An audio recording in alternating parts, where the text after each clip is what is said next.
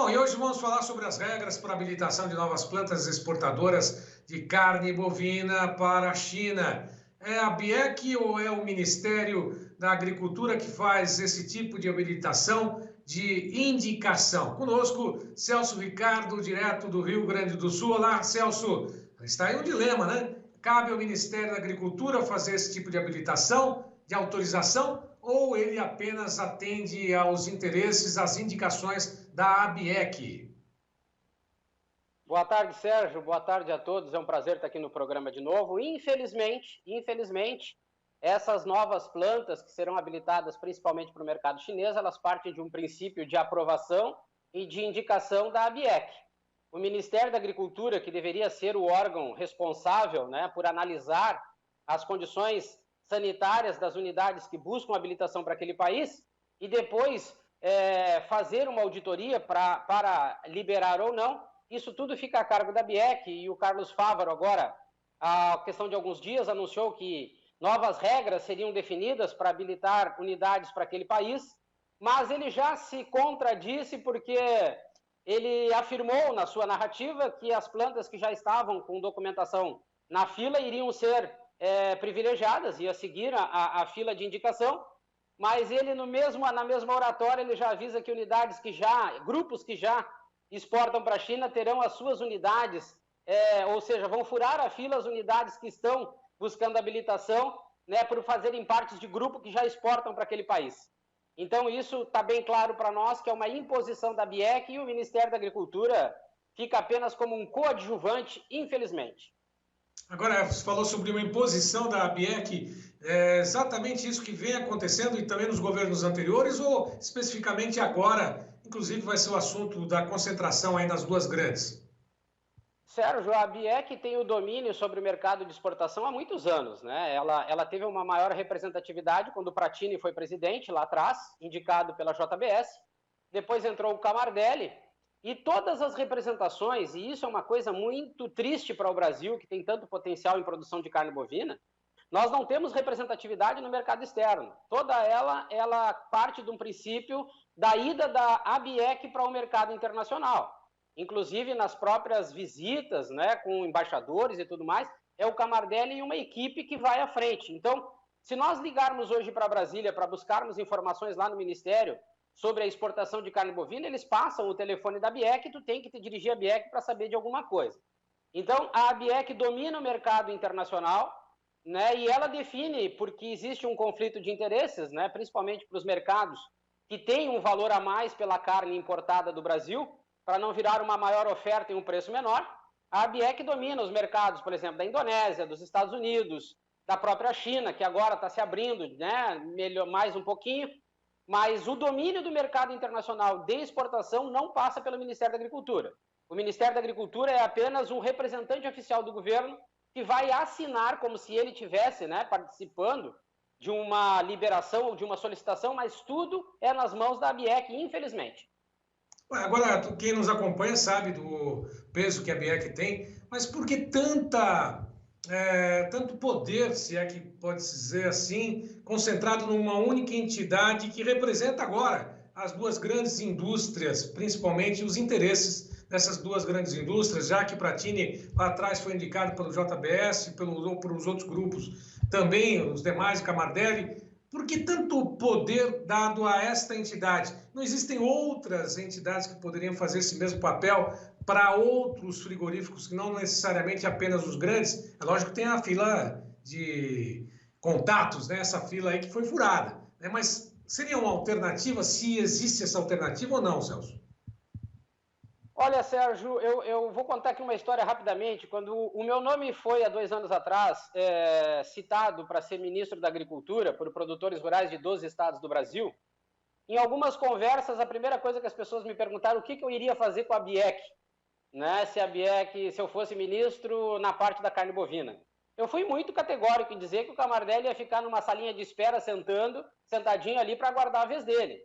O mercado de exportação, concentrado na mão da BIEC, parte de um princípio do Pratini de Moraes e do Camardelli, que tiveram dentro do Ministério da Agricultura, conhecem os caminhos, e a gente sabe que a BIEC tem entrada livre no Ministério da Agricultura, assim como a própria JBS, que foi registrado em mais de 70 participações há 1 ano ou 2 anos atrás, né, dentro do Ministério da Agricultura. Então, somados os conhecimentos que esses líderes da BIEC têm sobre o Ministério da Agricultura e a força econômica que essas grandes empresas têm e a falta de entendimento do Ministério da Agricultura sobre o mercado de carne bovina lá fora, entregando a representatividade para a BIEC, fica praticamente impossível agora se o Ministério da Agricultura, a partir de um ministro convincente, de conhecimento e atitude, onde ele domine essa questão do mercado internacional e organize uma representatividade, desenvolvendo um programa nacional de fomento à exportação, nada vai mudar e a BIEC vai seguir soberana, mais ainda essas duas grandes empresas que, se elas hoje vão ter 75% dos abates nacional, a BIEC, a JBS e o Minerva, eles vão ter praticamente aí, talvez até 80% do mercado de exportação. Então, eles vão dominar os dois extremos da cadeia produtiva, somados à força econômica e à influência que a BIEC tem dentro e fora do país, eles vão seguir reinando e o pior, né, Sérgio? A concorrência e o pecuarista vão ficar reféns, assim, sem ter para onde correr se não tomarem uma atitude, né? Bom, é exatamente nesse sentido, né? Domínio da BIEC, como você mesmo disse, né, somado às duas grandes empresas, a JBS e Minerva, 75%, quase 80%, pecuarista contra a parede. E aí, Celso, qual que é a alternativa? Você falou um pouquinho a respeito dessa situação de ficar uma salinha reservada, mas e o pecuarista pode esperar? Porque a pecuária já está indo com um caminho aí praticamente de ser integrado também, pecuária bovina, né, de corte. Nós temos aí os suinocultores, nós temos os produtores de frango, que já são funcionários das indústrias. Está caminhando para esse mesmo tipo de relação entre os pecuaristas brasileiros e as duas grandes indústrias? Olha, Sérgio, infelizmente a gente enxerga um cenário, e olha que o que nós viemos falando aqui nos últimos tempos, a gente não segue uma oratória assim decorada, a gente não vem com uma oratória assim daquelas de tendência, nós viemos falando o que está acontecendo e o que está por acontecer.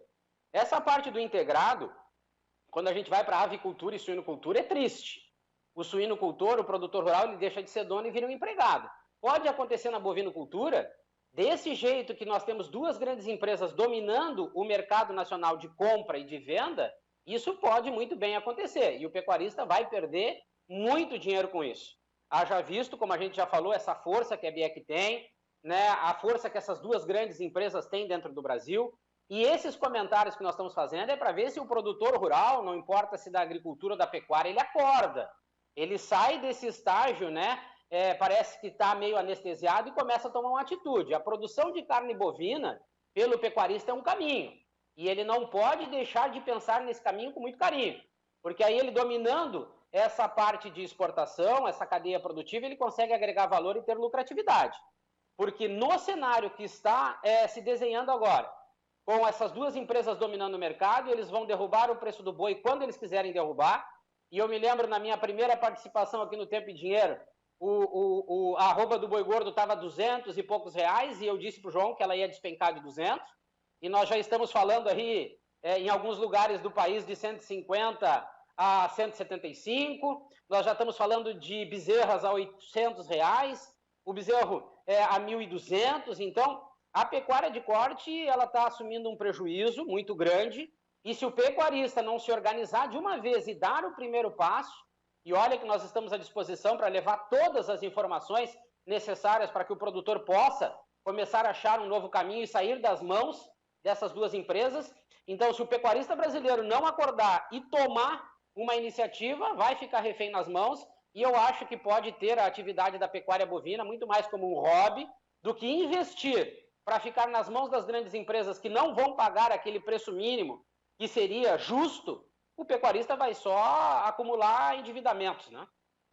Bom, para finalizar contigo, Celso, muitos grupos e até algumas associações estão aí, pecuaristas individualmente, eles estão se movimentando na tentativa de estabelecer um preço mínimo aceitável, né, que não seria aquele que daria prejuízo, né, ou deixaria uma margem negativa no bolso do pecuarista. R$ 200 por arroba agora seria o preço mínimo que está correndo, inclusive, essa informação para entregar aos frigoríficos. Como lá atrás, algumas estabeleceram R$ 250 por arroba como preço mínimo na época em que houve o alto embargo, né, das exportações para a China, lá no período do mês de fevereiro, março, aproximadamente. Você acha que tentar impor um preço mínimo, desde que uma forma organizada, desde que o pecuarista possa ter essa organização, a indústria iria aceitar ou ela ia fazer novas imposições, já que você conhece,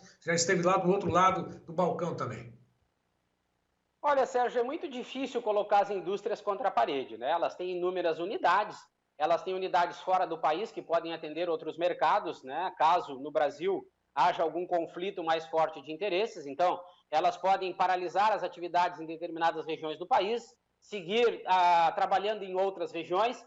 Então eu vejo um cenário muito difícil para o pecuarista impor, porque por causa dessa situação onde as indústrias elas dominando o mercado, as regiões do país com as unidades produtoras, vai ficar muito difícil para o pecuarista essa situação. Deixar de vender para os frigoríficos, assim como os frigoríficos fazem quando querem derrubar o preço do boi e sair das escalas, também é um pouco difícil. Então, partiria-se agora muito mais por uma análise, e eu digo para o pecuarista, aproveito aqui, fiquem atentos, porque a nível de Brasil, eu já fiquei sabendo de algumas lideranças que estão querendo se colocarem à frente do pecuarista, que são muito mais pessoas interessadas em situações políticas logo ali na frente. Então, o pecuarista tem que entender que existe uma série de problemas que ele precisa resolver, juntamente com o preço da arroba do boi. Então, juntar uma comissão e ir a Brasília conversar com o Ministério da Agricultura seria um caminho, até para já levar em comum acordo outros cenários, principalmente com relação a um programa de exportação amplo, para que mais unidades possam exportar e, sendo assim, mais unidades tenham condições de pagar um preço melhor para o pecuarista. Esse mercado na mão de duas faz com que isso aconteça. As outras unidades que estão trabalhando não têm o poder para pagar o que eles pagam, porque eles não conseguem atender um mercado de melhor valor. Então, teria que jogar as claras, uma parceria, ir ao Ministério da Agricultura, jogar na mesa realmente o que está acontecendo e propor cenários onde a pecuária de corte não fique refém apenas de algumas unidades, né? Apenas de algumas empresas. Falar com a BIEC nesse momento, eu acho que nem as indústrias queriam, porque elas não vão aceitar nenhum tipo de pressão. Então, o pecuarista, ele precisa entender que ele precisa produzir a própria carne, é um caminho, mas ele precisa impor no mercado, porque essas grandes empresas também vão precisar de matéria-prima. Então, sentar, organizar os melhores cenários e colocar na mesa, tanto para as grandes empresas, através da BIEC, como também no Ministério da Agricultura, para que esse mercado de exportação seja aberto, possa se expandir mais, para mais empresas poderem exportar e ter uma melhor lucratividade na área comercial, e sendo assim o pecuarista vai ter mais opções de negociar a sua matéria-prima com outros frigoríficos e não ficar nas mãos de duas apenas, né? Existem vários cenários, Sérgio, vários caminhos, e a gente precisa sentar com calma, não muito rápido, mas com calma para expor para o pecuarista os caminhos que ele pode seguir para tentar recuperar esse prejuízo aí dos últimos meses, que é muito grande, né? Bom, e os pecuaristas, produtores, todos que acompanham o Tempo e Dinheiro, têm essas informações preciosas diárias com o Celso Ricardo aqui, que está mostrando exatamente caminhos e alternativas para essa situação que chegou realmente ao fundo do poço, se é que ainda é o fundo do poço. Celso Ricardo, muito obrigado pela participação, até uma próxima. Obrigado, Sérgio, um abraço para todos e aproveito aqui o programa para dizer que estou à disposição dos pecuaristas brasileiros, a hora que quiserem, né, decidir ou tomar alguma decisão, eu fico à disposição de todos aqui para ajudar no que for possível. Tá certo. Um grande abraço para você, bom feriado. Até mais. Um abraço, bom, por aqui... um abraço a todos. Obrigado. Bom, e por aqui nós encerramos esta edição com o fechamento do mercado. Todos os detalhes, informações, comentários estão à sua disposição, não só no Clube de Assinantes, como também nos canais oficiais do Tempo e Dinheiro. Aliás, vai lá, curta, comente, compartilhe e não se esqueça, estamos com o Clube do T&D. Seja mais um assinante, entra lá no www.tempoedinheirooficial.com.br, saiba detalhes de como se associar ao clube do T&D. Uma ótima tarde, bom início de noite, bom feriado para vocês amanhã e até logo mais.